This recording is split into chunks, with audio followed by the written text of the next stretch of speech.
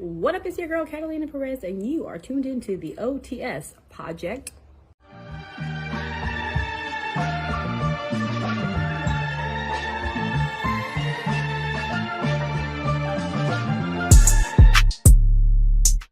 And that's when I told the guy, do you want to buy some death sticks? And then all I know from that point on was I was just like, it felt like the guy just like vanished, and I have no recollection of the rest of the conversation. Dude, you gotta stop going to these bars, man. I'm telling you, it just gets more and more dangerous. All I remember is I asked him that question. Next thing I know, I was just walking home, and I was rethinking my life as I was walking home. I don't know what happened. It was really I'm shocked you didn't end up like face down, ass up in the back of an alley or something like that. That's usually how that story ends. Anyways, ladies and gentlemen, welcome to episode 23 of the OTS Project. Theo, what is going on with you this week? I know it was a big week for you. Big week for me. Probably one of the best weeks I've had in a very long time. I was in Chicago, Illinois for most of the week, having a very fun time. First ever solo trip. Very much so enjoying it. The entire city was beautiful, both weather speaking and architecturally speaking. Just a very, very beautiful city up there. Very fun time I had up there. A lot of fun little music clubs I went to during my time there. I went to a jazz club. I went to a blues club. Went through some museums during the day. Went to the Bears Stadium. Got myself a new hat. So I had a very fun time up there. Nice.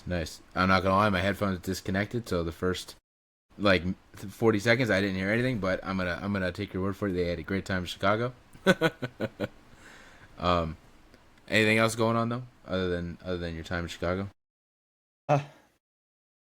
Nothing much. That was pretty much the real big thing going on. We've got some news that came in over the week that I was trying to get onto, but I mean, I wasn't really on my phone all that much because I was just kind of enjoying the city, enjoying the life having up there, the nightlife especially. But yeah, I've been trying to keep track of some stuff. Other than that, just enjoying the city. Nice. On my end, nothing crazy. Hanging out.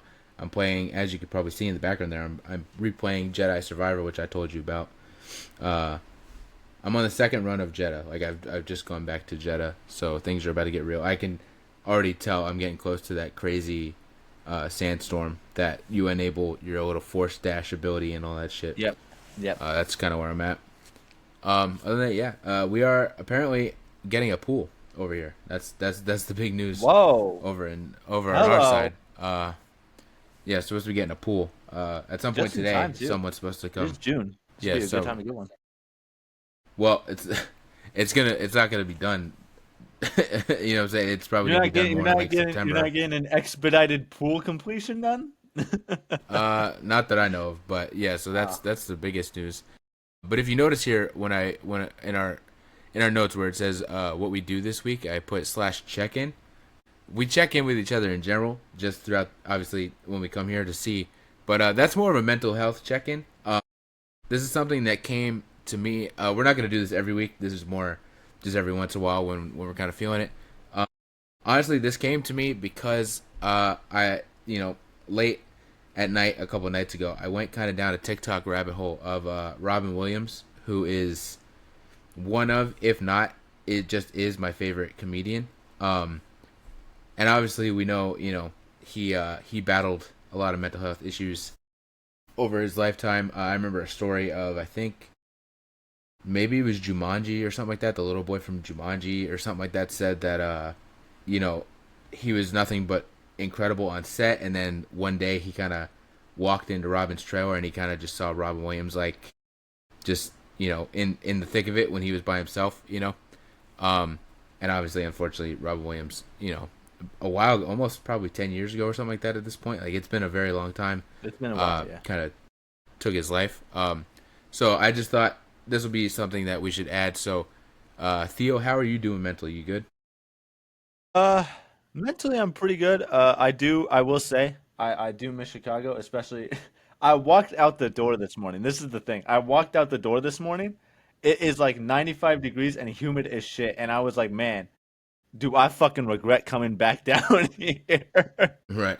It is so hot and humid down here. I always hate it.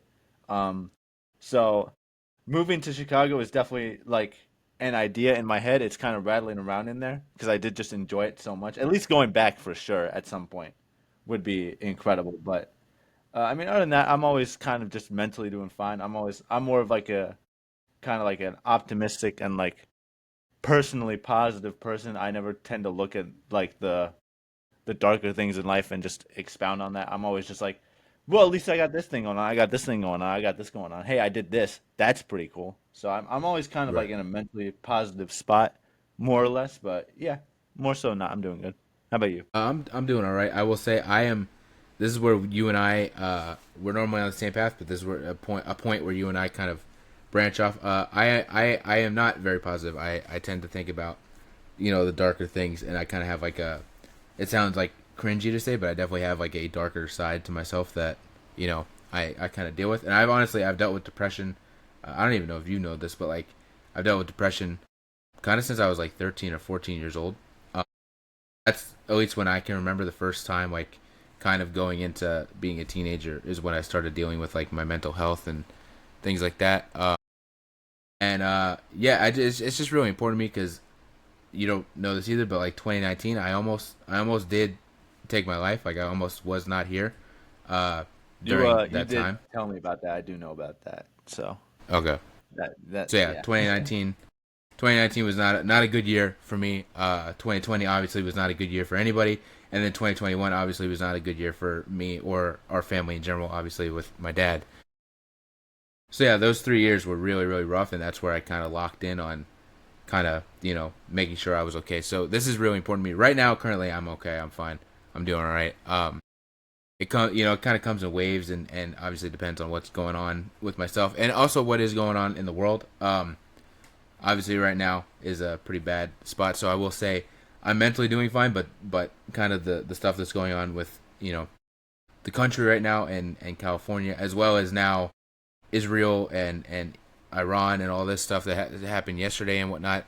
That has been something that has been weighing on me a lot. Also, if I you don't want are to a get part of this into protest, that stuff, but I don't want to get too much so into it. Just please stay safe doing this kind of yeah, stuff. Like, honestly, and someone that may be watching this may not like what I'm going to say, but everybody stay safe. Whether you're a protester or working for the police or the guard or even the Marines. I know a lot of people but I don't want anybody to get hurt. Is kind of what I'm saying. So right, whether you're exactly, yeah. a protester or a cop or anybody that is involved in this situation, please stay safe because.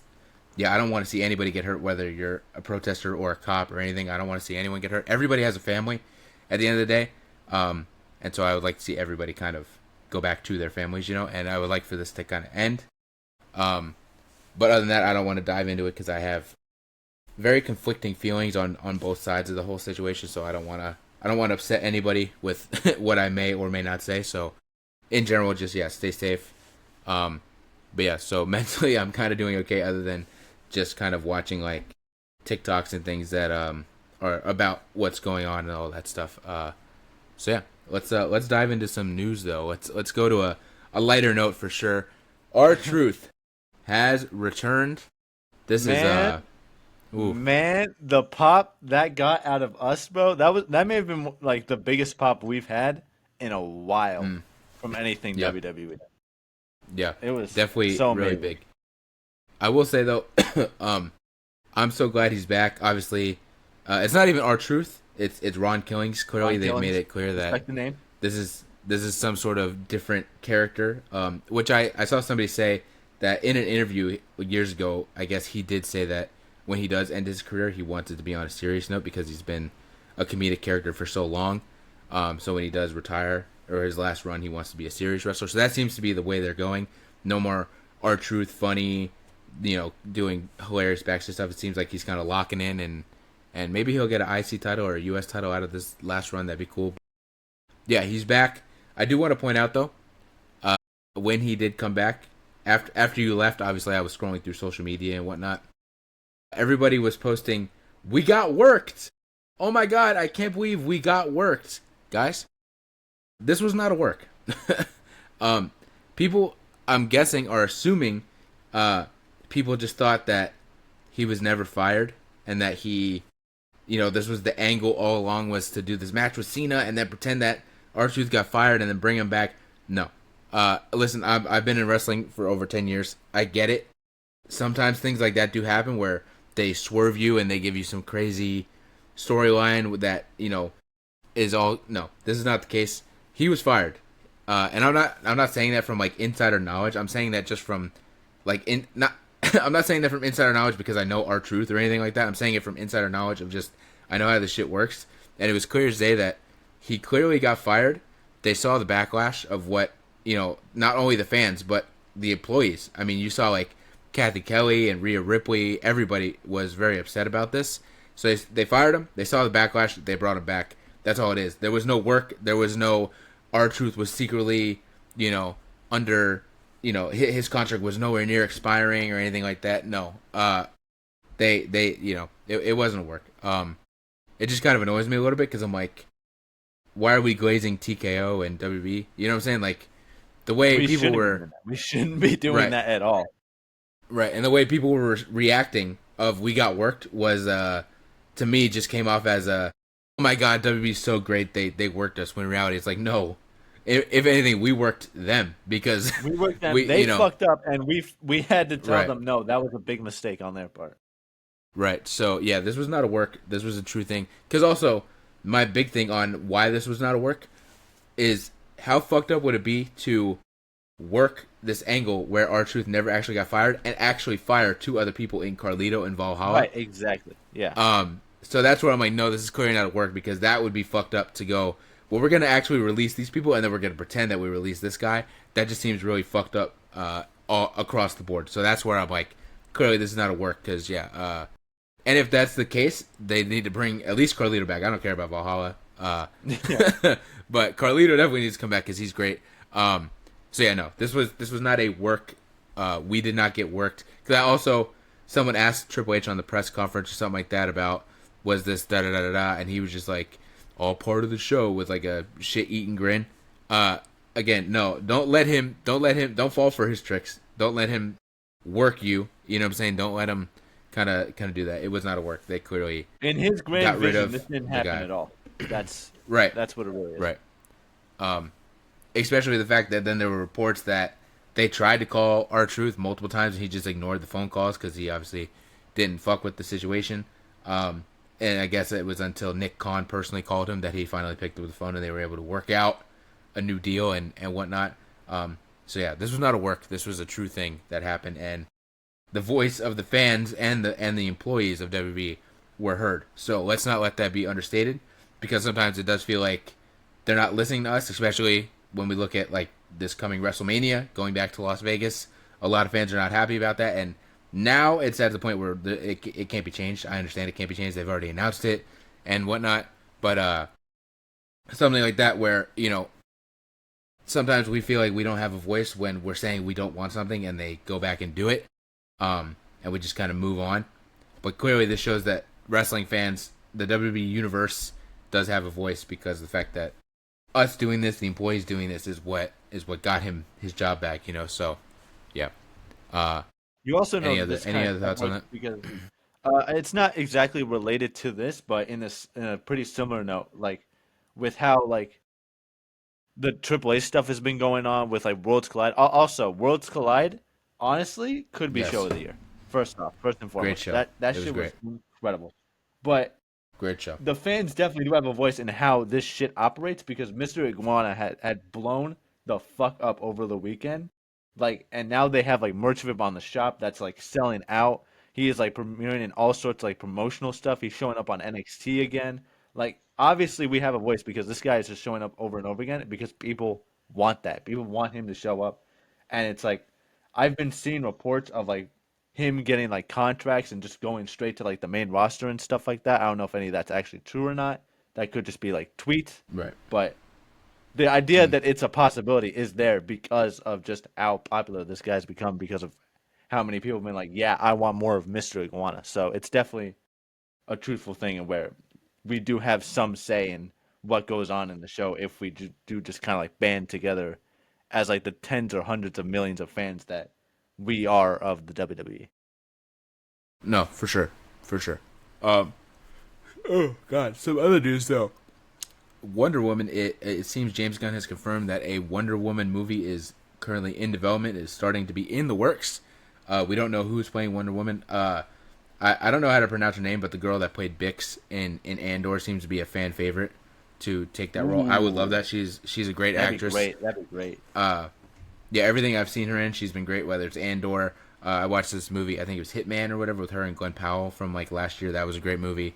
So anything I've seen her in, she's been great. So I would love to see her as Wonder Woman. I've seen her name, and I've seen May Kalamawe, who played Layla in Moon Knight. I've seen her as another name that's been floating around. Yeah, that'd be cool. So both of them would be great. So we don't know who Wonder Woman is. Maybe it's one of those two. That'd be really cool. But we do know that James Gunn has confirmed that a Wonder Woman DC Studios movie is in the works. So that's really cool. If as this well as Wonder Woman, go ahead. If this Wonder Woman movie is going to be as any bit of good as the Superman movie is going to be, I think we're definitely going to be in for a really good showing, because everything that I've been seeing from this Superman like movie in terms of like promotional stuff and everything like that, it's just been like getting me more and more excited. It's just like looking more and more accurate to what Superman does and who he is as a character. So if he's nailing Superman like this, I can't wait to see what he does with Wonder Woman. For sure. I also saw, because there's a clip that got released of Superman kind of cracking a joke or whatever. And I've seen some people that are like, this is just Star-Lord in a Superman suit or something like that. And I've seen other tweets that are just like, Lord Almighty, the Snyderverse has done such damage. And it's kind of true. Although I love like some of those, Snyderverse movies and whatnot. The idea that Superman doesn't have a personality is like not a thing. Like Superman is personable as fuck. So anybody that's looking at this and being like, why is Superman cracking jokes? It's like, no, that's just how Superman is. Like he's just a normal guy at the end of the day kind of thing. Like he's just, you know what I'm saying? He's just a cool guy. Some other news though that I don't have noted here that I just remembered. James Gunn also said that he has an idea for a Superman sequel that isn't a Superman sequel, which is weird. I'm not sure what the hell that means. But he said he already has plans for a somewhat Superman sequel, and he said Batman would be in that.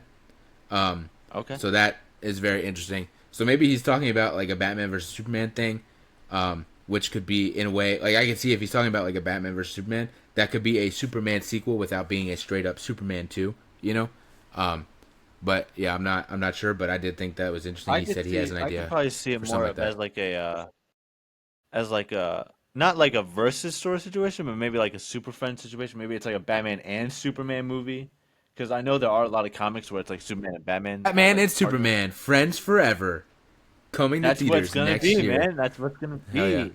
They don't got to be fighting all the time, man. Just let them be friends. Fuck. But yeah, I was definitely intrigued by that.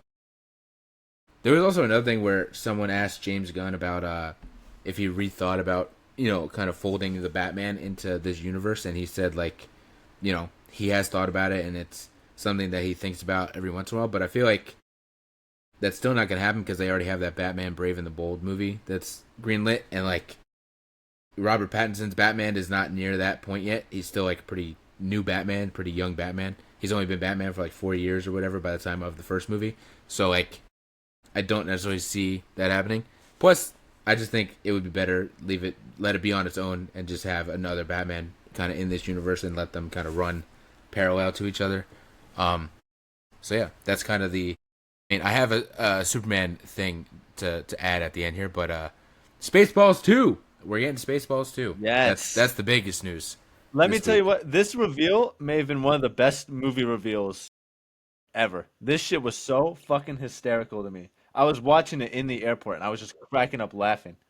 It was so fucking funny. I'm so excited for it. I love the first movie so much. I cannot wait to see what they did with the second one. It has been a very long time since I've seen the first movie, so I'm definitely gonna have to go back and watch it for sure. I don't even remember much. I remember one of these like movie days. We'll have to watch it.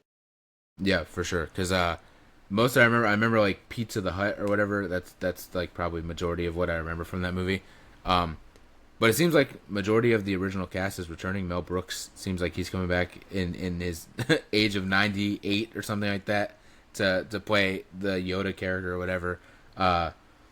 Yeah, So Lewis Pullman is also his dad played the Han Solo or whatever kind of character or whatever. I don't remember. Lone Um, Star. yeah, Lone Star. And Lewis Pullman is a son who was Sentry and was Bob in Top Gun Maverick and whatnot and Thunderbolts. Seems like he's also been cast as Lone Star's son, so that'll be interesting to see. It would be kind of funny seeing as how is Lone Star, if I remember, is he supposed to be like Luke or is he supposed to be like Han? He's more so like Han than Luke, but he also does kind of have like the Schwartz and like the lightsaber and everything like that. So it's kind of like a combination of the two. But he definitely is more of like a Han Solo coded character. Right. So maybe it's like a mix of the two. I just thought it would be funny if he's like supposed to be the Luke Skywalker.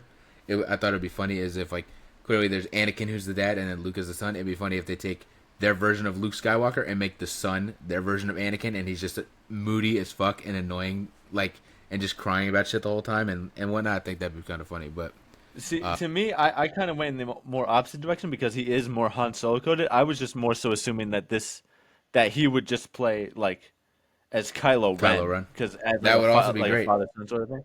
Because that's what Right. I'm more so picturing here. That'd be fun if he's like the villain of the movie and they're trying to. That'd be cool. So yeah, actually, I like your idea. I like your idea more. That'd be fun. Um, That's why I so thought yeah, you were going with it, Spaceball honestly, 2. because I was just like, yeah, it's easy to connect, but yeah. Yeah, but yeah, Spaceball 2. I think it said 2027. Yeah, which I mean makes sense because we're halfway through 2025, so they still have to start filming and edit and all that stuff. So 2027, probably early 2027, we're getting to Spaceballs 2. Yeah.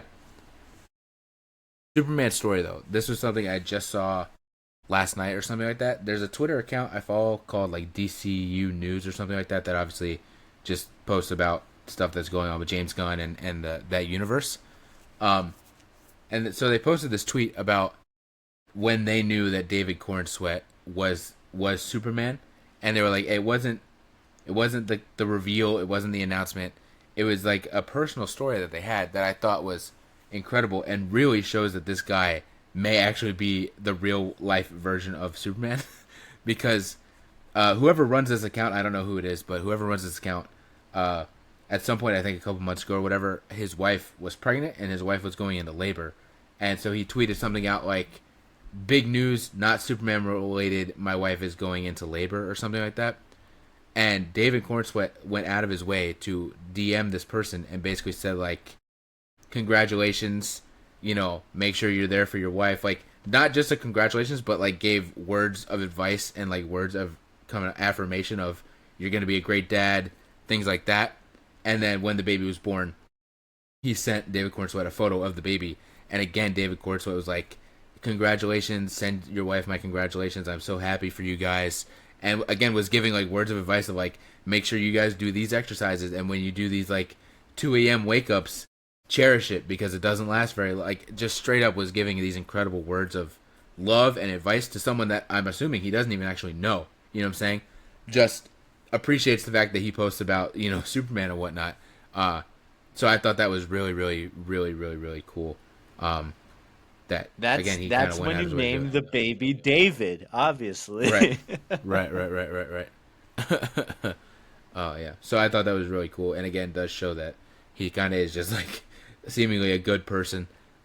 There's also that clip that was released by them of David Cornsweet on set with all those little kids, and Yeah, that's it, man. Like, great. if you can't see that and see Superman there, I don't know what's wrong with you. Honestly, it was so perfect.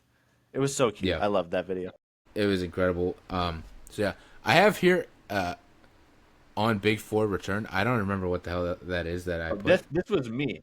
I wrote Oh, this this. was you. This is Okay, because I'm like I Cartoon was Network. blanking the fuck See, out. CN. It says CN because it's Cartoon Network. I've written down Cartoon Network Big Four Return because this is a little more Okay. important to me, and I did want to bring it up a little bit just because it is like big Oh, news. I think I saw this Yeah. and went. I think I saw this and went. Oh man, Jack's gonna love that. I'm not adding it to the notes, and I just moved on with my day. So I'm glad that you put it in there because I was just fucking around. Yeah. Um, Yeah. yeah, I was very confused. Though. I I'll, was like, "What the hell did I put here?" So go I'll for it. I'll bring it up. So Cartoon Network Big Four return. A lot of shows got revealed this past week.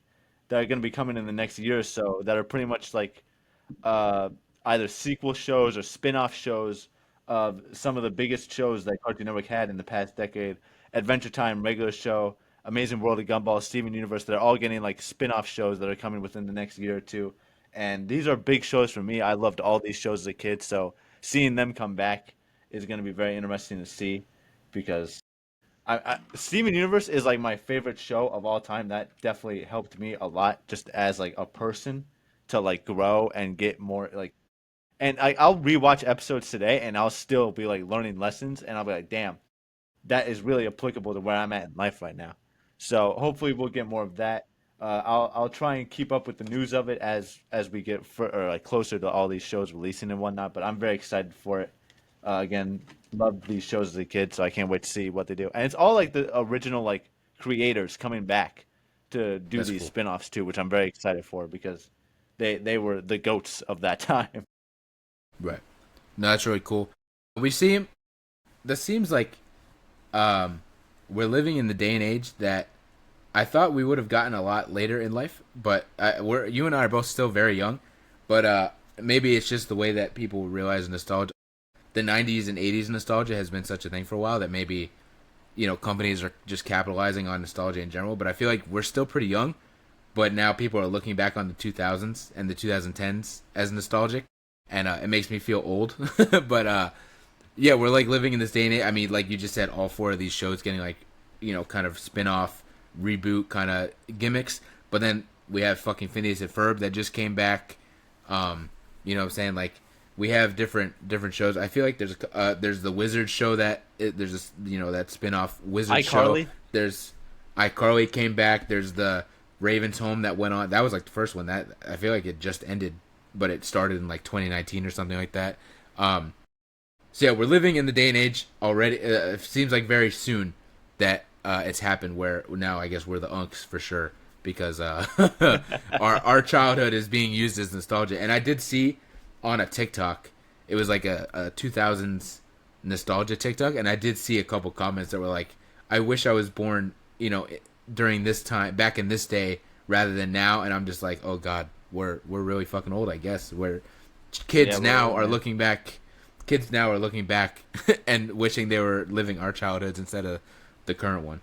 So I thought that was kind of Kyle, funny. we might be cooked. I don't know. Yeah, yeah, we might be cooked, bro. We might be old. We might be So yeah, that's kind of the wrap up on our news and discussion, though. Theo's very excited for these Cartoon Network shows to come back. So yeah, that's kind of the wrap up on that. Song of the week, Theo, what you got?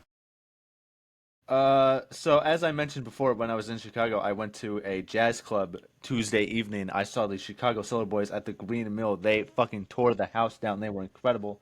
Shout out the Chicago Cellar Boys. One of the songs they played, I believe it was during their second set, was "This Is So Nice It Must Be Illegal" by Fats Waller. This song is older than most other people on the goddamn planet right now. I'm telling you, this is 1930s shit, and it is so old, but it is so good. I fell in love with the song instantly. I was like, I knew from the second, I was like, I'm hooked on this song. This is gonna be my song of the week this week. I loved it All so right, much. They did an incredible job performing it. That's my song of the week.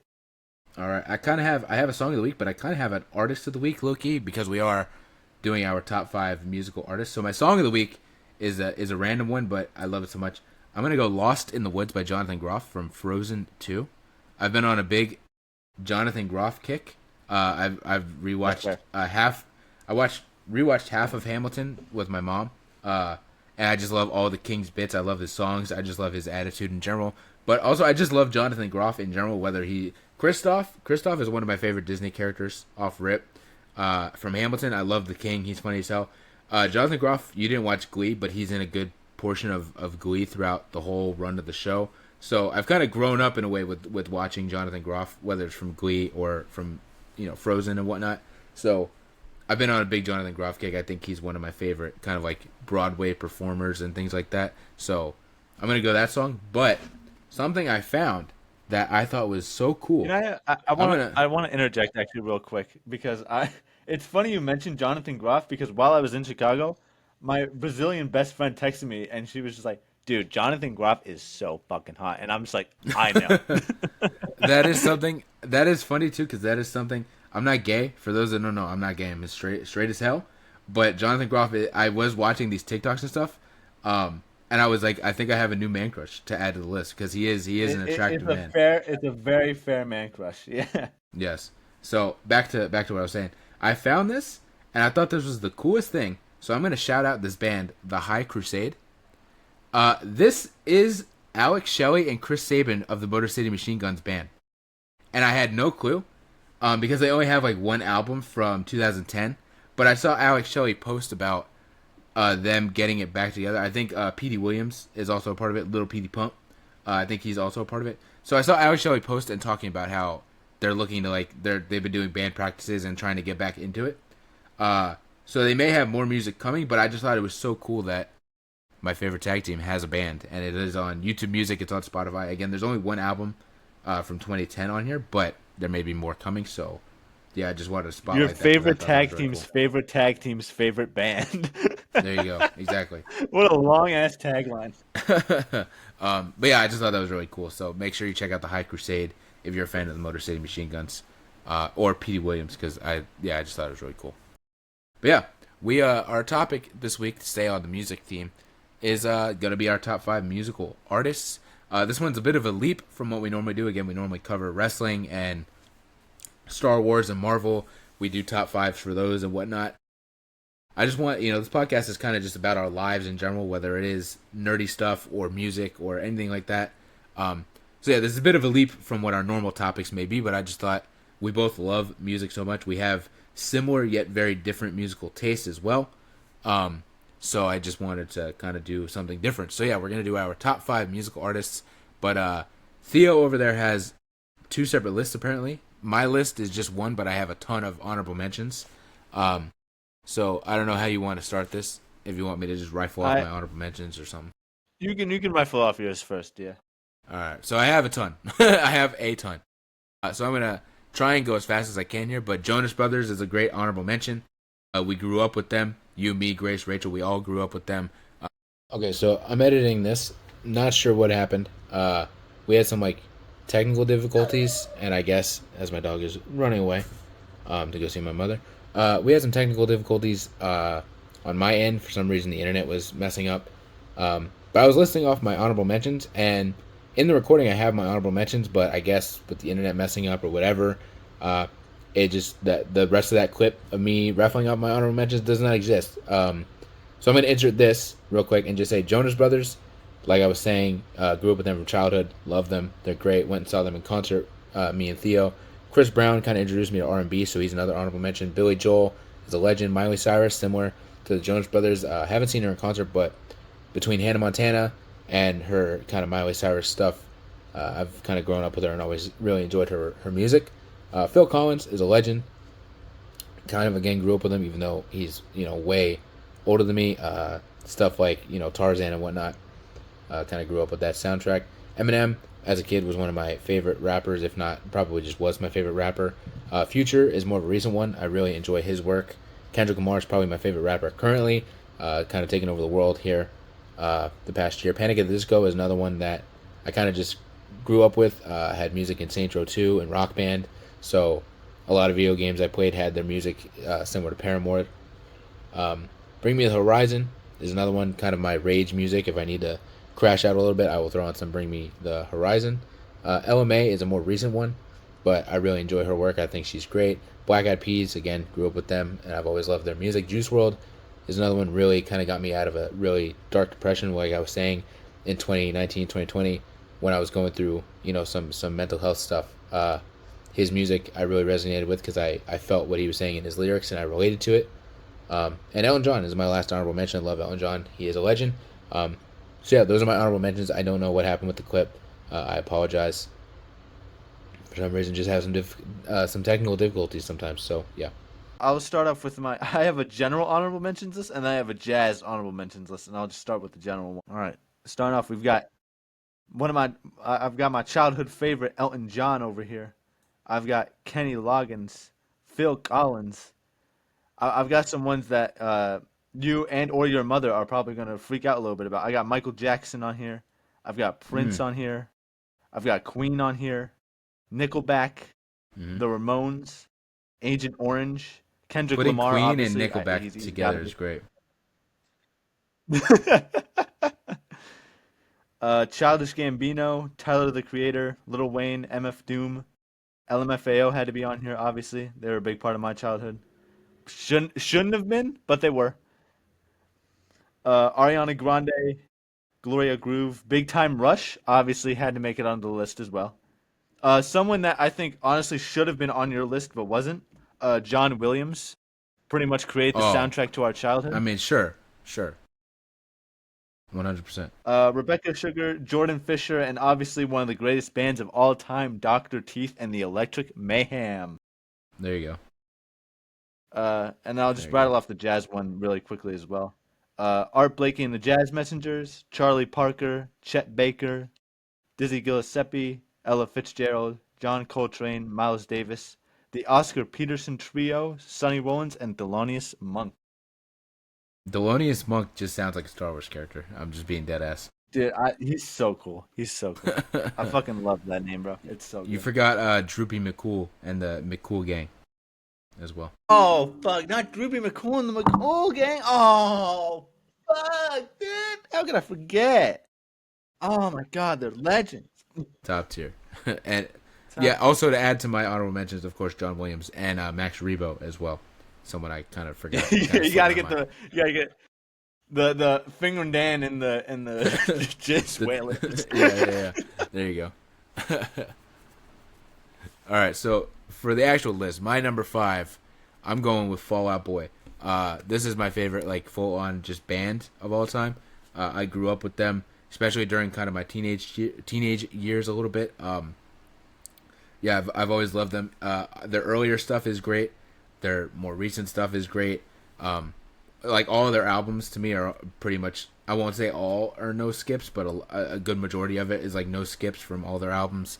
So yeah, that's my favorite band of all time. But number 5 in my general kind of artist thing is, yeah, definitely Fall Out Boy. I love Fall Out Boy a lot. My number 5 is going to be J. Cole, Jermaine Cole, Mister In the Freezer himself. Found another spider. Just depending. Spiders. The spiders are back, gentlemen. Spiders are back. J. Cole's at my 5. He's easily my favorite, like, hip hop rapper artist. Anything from like his stuff in like 2010 on to me is just like goated. In terms of like lyrical writing and like storytelling within his songs, I think he is fucking bar none. I think he has just some of the most like beautifully well constructed storyline songs out there, and it's just it's there's so much relatable stuff in the stuff that he's singing about too. It's like, damn, I've been there before. I know Right. what that's like with so many of his songs, and he's just always on top of his craft. Always just his pen is always just spitting fire every single time he's writing songs. I love a lot of the stuff that he's done. He is an easy number 5 for me. He's definitely another honorable mention for me. It just kind of slipped my mind, but I also love Jermaine Cole.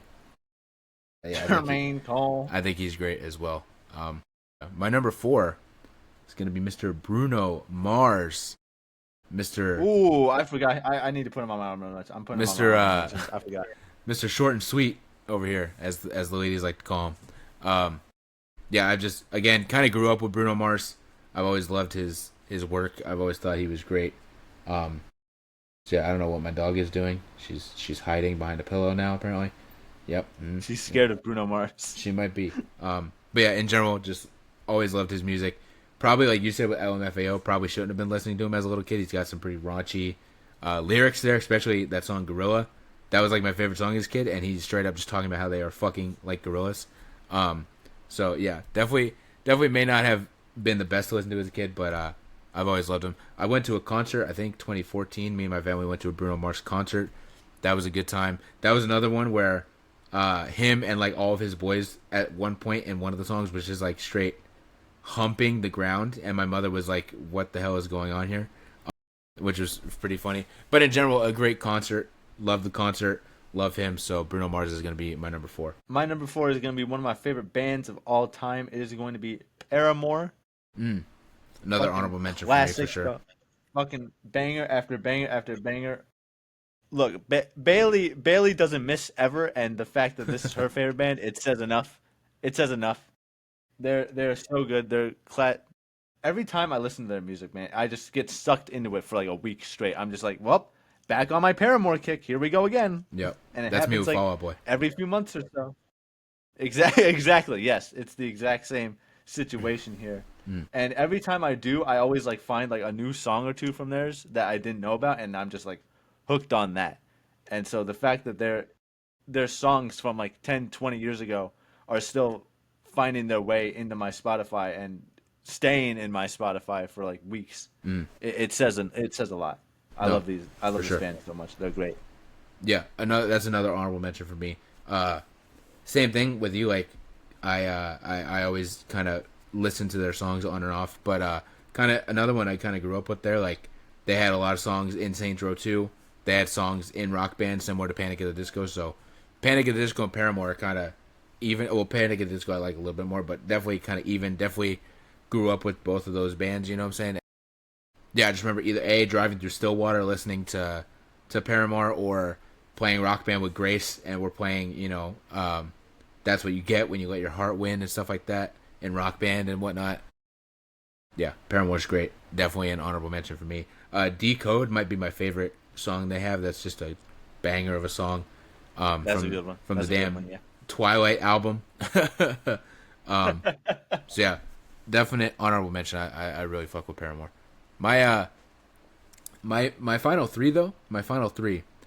I will say in a way they kind of can shift. Like my final three aren't necessarily in like an order, because I kind of equally love all three of these artists a lot.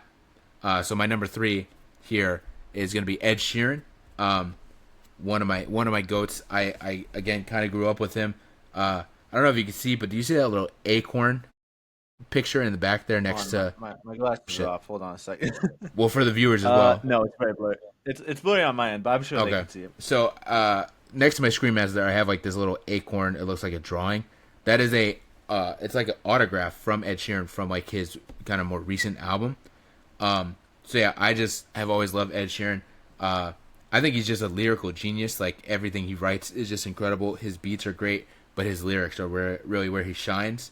And that's shown because of the fact that a good portion of like popular songs from the past like 10, 15 years have also just been written by Ed Sheeran. They just aren't Ed Sheeran songs. Like a lot of One Direction songs were written by Ed Sheeran. Love Yourself by Justin Bieber was written by Ed Sheeran. I believe he's written a song or two for Beyonce. He originally wrote what song? I think it was like one of his songs. I'm blanking, but one of his songs that was really popular originally he had written for Rihanna, and as he was writing it, he just realized it didn't really fit. But like in general, like he just makes incredible songs for himself, but he also makes incredible songs for some of the top artists in the world for the past like 15 years. So yeah, I can go on and just glaze Ed Sheeran all day, but I really connected with a lot of his music, even as like a kid. Up until now, he's still releasing music, and he's one of those artists when he drops, I'm there. Like I know at midnight on Friday, I know if there's an Ed Sheeran single or an Ed Sheeran album coming out. Yeah, at midnight that Friday, I'm on YouTube Music ready for it to drop. So yeah, Ed Sheeran is my number three, but in general, like I said, my final three can kind of all be clumped together because I just love all three of them so much. My number three is going to be Hall and Oates. Another honorable mention. Damn, I forgot them. You're freaking so many honorable mentions here, man. Come Well, on. I think part of it was I had so many that I was like, okay, let me just stop because I already have like 20. So I think I just kind of stopped myself. But Hall & Oates is another honorable mention for me for sure. I love 80s music. I love 70s music, and these guys are a big part of that. There are definitely so many more honorable mentions that I probably could have had from the 70s and 80s that I just completely blanked on or missed out on. But these guys are like my favorite out of all of them.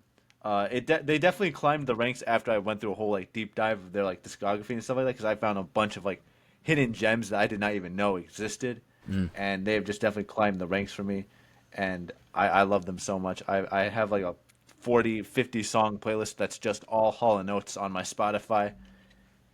They're my favorite, man. I love them. Yeah, they hate each other too. That's how you know they're good, because they hate each other's guts. Right. Unfortunately, yeah, they don't fuck with each other anymore. But yeah, that's another honorable mention for me. I love their music as well. We've listened to their songs plenty of times heading back from Orlando and things like that. or like in GTA 5 they have one or two songs. Like they just are really great. Going back to Ed Sheeran though, I did forget because I was like, as I go through this list and stuff, if I have seen the artist in concert, I do want to mention it. So it slipped my mind, but Ed Sheeran is the artist I have definitely seen the most. I have gone to an Ed Sheeran concert probably like 4 or 5 times in my life over the years since like 2014. So yeah, and always an incredible show. And I've also it is wild because in a way I feel like I've seen his growth because like the first like the first 3, like let's say I don't know the number. Let's say I went to 5 Ed Sheeran concerts. The first 3 were in Amalie Arena, and the last 2 were in Raymond James Stadium, which is like obviously way bigger. It's a stadium compared to an arena. Right. So like that's really cool to be able to see like his growth and how much global impact he has. That he obviously I've watched him in a normal arena, and now I've seen him twice in a huge stadium. And every time, whether it's the first time or the more recent time, every time it's been an incredible show. So yeah, I just wanted to add that because Ed Sheeran is definitely like the artist I've seen in concert the most. So yeah, but my number 2, again, could go either way. But my number 2, I'm wearing the shirt. My number 2 is going to be The Weeknd. Banger after banger after banger after banger. This man does not fucking miss. Every album he drops is insane. And not only is it just incredible music, but it's like a global phenomenon at this point when he drops an album. When he drops an album, it's like the whole world is wrapped up in this album for at least a month or two. This past album that dropped, Hurry Up Tomorrow, he dropped a damn movie with it, which is like a whole crazy thing. So people have been talking about this album for like 4 months at this point. Yeah, I love all the songs. I like more of his earlier stuff when, before he was bigger, but even stuff off of the album Hurry Up Tomorrow that was, dropped a couple months ago. I love like all of his music. I think is incredible. Clearly, I'm not the only one because he's such a global. He's like Taylor Swift for men at this point, low key. Like he's just like, but everybody loves him. Women love him too. But it's like when he drops, everybody's like going crazy because The Weeknd dropped. But I have seen him in concert. I went and saw him in concert in 2021. That's where I got the shirt from. At Raymond James Stadium. Great concert. A cool thing they did with that concert though is they had like these light up wristbands that they gave everybody that came in, and they basically were in sync with the music. So when you would look out into the crowd, you would see just a sea of orange lights or blinking, blue lights or whatever. So that was really cool.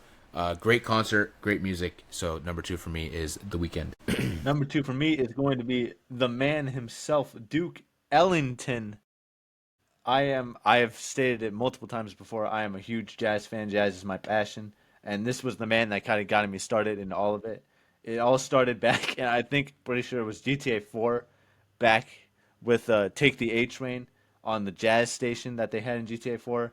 That was the first ever jazz song that hooked me, and ever since then, ever since like 8 years old, I have just been hooked on jazz, and this man started all. I love a lot of his albums. I love a lot of his singles. He does a lot of great like collaborations with other big jazz artists like John Coltrane, and just seeing all the stuff that he does or he did was super incredible. Just someone I have a very like close passion for, more so than most other jazz artists. Like he's just kind of the guy that got me into my passion pretty much. So I love a lot of his stuff. He's incredible. Never heard of the guy. Anyways, moving on. So moving Who on. the fuck is The Weeknd? That's great. No, but I don't think I've heard the guy. I've probably heard like a song if he has like popular songs. I may have heard a song or two, but Right. He's definitely up there in terms of like popular jazz artists. right. But I will say I don't know if he's fully like I would say if he's jazz, but he has a bit of a jazzy vibe. I want to add to my honorable mentions that Theo is definitely tired of, but I feel like would probably also be in your honorable mentions. But you're gonna be like, I don't want to put him there, but he has to be there. So I'm gonna add Michael Buble to my honorable mentions. I'm not putting him in my fucking honorable mentions. I'm not fucking putting him there. I'm not putting him there. I have beef with his Christmas album and how popular it is. It is one of my fucking God, what is it called? Like the unpopular opinions, whatever that fucking shit is called. So I can't anyways, even fucking think right now. around I'm so pissed off. so about Michael Bublé. around Christmas time, I blast his Christmas album. I really enjoy that Christmas album. It's pretty great. It's like the only Christmas album that I kind of rock. But his normal music in general, I really like.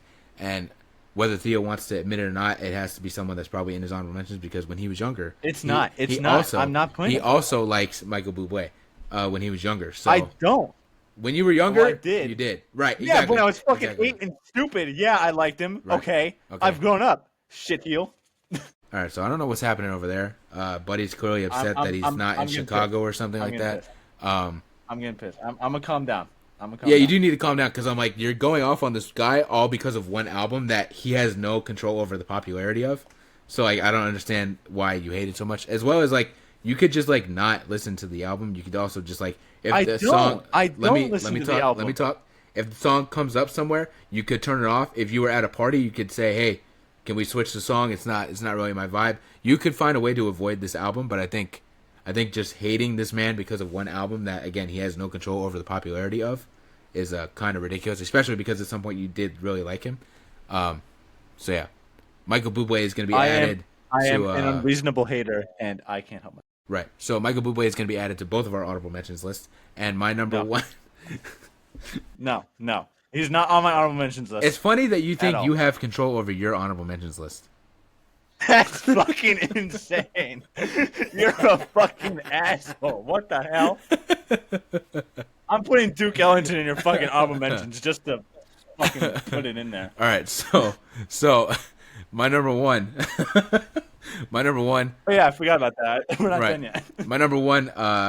Theo could see it coming from a mile away, and it's gonna hit him right in the face. Is gonna be Mr. Michael Jackson, the king of pop. Yeah, Michael Jackson, my number one.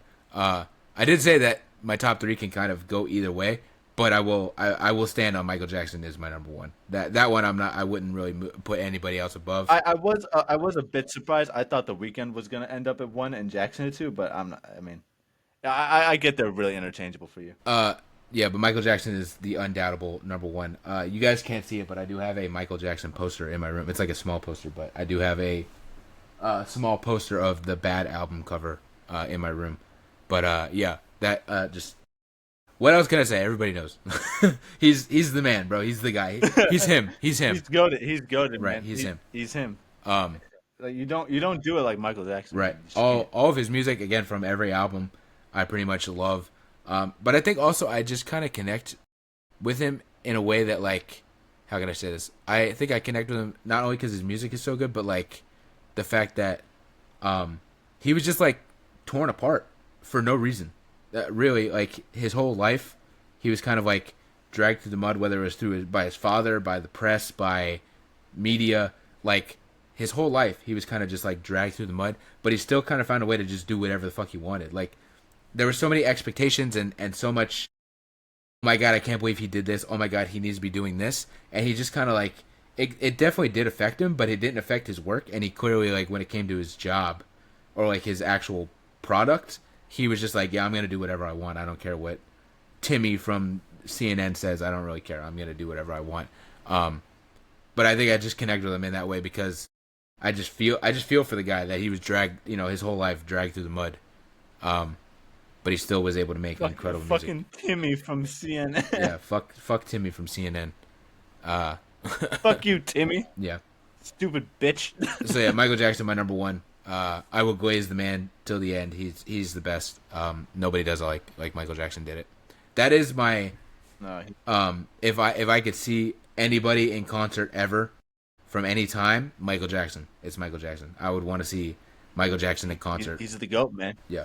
From any point, anybody you could sit there and go to any concert ever from any artist. To me, it's Michael Jackson, no doubt. I would have thought you would have liked to see Max Rebo first, but I mean, Michael Jackson's also pretty good. Well, maybe I would like to see a Michael Jackson Max Rebo combined concert where they do this together. The world's not ready for that. Yeah. The world's not ready for that level of fucking. That would talent. almost be as good as the Michael Buble Christmas album. My number one is going to be. My number one is going to be my favorite band of all time. I've more than sure I've talked to you about this a good number of times. It is going to be Gorillaz. I found these guys out back when I was graduating high school, going into college, and I've just been hooked on their stuff ever since. I have back here, if I can grab it real, vinyl of theirs. I don't own a vinyl player, and I have a vinyl. That's how much I love these guys. Vinyl, no vinyl player. That low-key reminds me, though, as you're putting that back, I forgot. I totally have right next to me. I have my weekend album, as well as I have an Ed Sheeran one. The vinyl I got you. Yes, that's true. I have 2 Ed Sheeran ones right here too, as well. There we go. There we go. I dropped the vinyl, so hopefully it's not broken. But they are my favorite band of all time. I fucking love Gorillaz so much. I love all their albums, all their shit. I have like 70 fucking songs of theirs on a playlist. This album of theirs, the Now Now, is when I like really got into their stuff, and this is like my favorite album of theirs. So if we do like a top 5 albums or something like that, expect this to be on there somewhere. Right. I just love their shit, man. Fucking everything they do is just so good, and they're so like diverse with all the genres they go into. Because originally they're very much so like kind of like rock, almost like a punk rock sort of thing, but then they move into like electro and like techno stuff, and they can go like high and upbeat, and then they can go like sad and downbeat and stuff like that, and they could just do anything fucking incredibly well. I love the band so much. If that's my one. That's my one concert that I would love to go see. Yeah, but couldn't you still do that? I could still do that. It's far more possible and likely than it would be with Michael Jackson. It's Right. just the problem is that they are a UK band, so most of the time if they are touring, they're touring in the UK or in like Europe and stuff like that. Right. And that's like thousands of dollars that I don't really exactly have to spend on a trip to Europe to go see a band. But if they ever do come to like Florida or somewhere in like the southern United States, I will definitely be going. Hell yeah. Because that'd be incredible. No, for sure. That'd be cool. I fuck with them. I don't listen to them a ton, but I like Feel Good Inc. That's probably their most popular song, I would imagine. Yep. But that's probably like I know a couple, but that's the main one I know. But yeah, I found my Ed Sheeran albums on vinyl. I thought that was cool. They're sitting next to me. As well as, this is random, I have those. I have the weekend one for After Hours. And I totally forgot I had this. I have the West Side Story soundtrack on vinyl. Hell yeah. I do. I remember you had that. Yeah. Yeah. I feel like there was one day I like came to your place. I went up to your room. That was on, and then we were just like, let's just watch the movie, Hell yeah. and we just did that. Yeah. So that's my vinyl collection. Is 1 weekend album, 2 Ed Sheeran albums, and the West Side Story album. Very very random collection there. I do have a record player. It is behind me on my shelf over here somewhere. I don't use it a ton. It's more just for looks and vibes, I guess. Because in reality, it's kind of a pain in the ass to have to get up and flip the damn disc to listen to it, when I could obviously just listen to anything on this. But it is still cool to have. It is like a talking piece, I guess, or whatever, a conversation starter and whatnot. So yeah. Yes, look at my vinyl player. Yeah. Isn't it exquisite? Basically, yeah. So yeah, my top 5: Fall Out Boy, Bruno Mars, Ed Sheeran, The Weeknd, and Michael Jackson. My top 5: J. Cole, Paramore, Hall & Oates, Duke Ellington, and Gorillaz. Hell yeah. So that's kind of the episode. Shorter episode, but I will say last week we had our longest episode. Last week was like almost 2 hours and some change with our nostalgia episode, which was a very fun talk. So if you haven't listened to that one, go watch it. We have a cool little talk about 2000s nostalgia and our childhood and toys and food and snacks and school and all that stuff. Definitely our longest. We didn't bring up Michael Buble at all. Definitely our longest episode, because it was just a really good conversation. Yeah, if you guys like this kind of change with the musical stuff, let us know, because we could do top 5 bands, top 5 albums, top 5 songs, top 5 concerts. I don't know if you've even necessarily been to 5 concerts, but we could. I've been to 1 concert. Oh, okay, never mind. So it would just be the Jonas Brothers 5 times. There you go. But there are other options, again, albums, bands, things like that, maybe collaborations. So if you guys like the musical stuff, definitely let us know, so we can do more Top of that. 5 musicals, we could do that. That is on the list, I believe. That is on the idea list. So, yeah, I guess that's it. If y'all enjoyed this, leave a like, leave a comment, leave a share or something like that. Our socials are on the little banner here that you can see: OTS Bridger, OTS Bebop. Shout out the WNRN, of course. I don't know if I said it last week, but the Theo Bebop t-shirt is available on the Printify now. I'm not sure if I said that last week. So that is up, as well as the Kyle Bridger logo. So both of our logo t-shirts are up on the WNRN Printify shop if you feel so inclined to rock one of those. That'd be kind of cool if we could have like almost like a civil war with people choosing sides by picking a t-shirt. That'd be kind of fun. The Bridger Army versus Bebop Mania. Right. So, and if you do buy a t-shirt, send us a photo, tag us, for sure. That'd be cool. Yeah, let us know. Yeah, that's kind of it. So we will see y'all next week. Ba-da-ba-ba-da-ba. Right.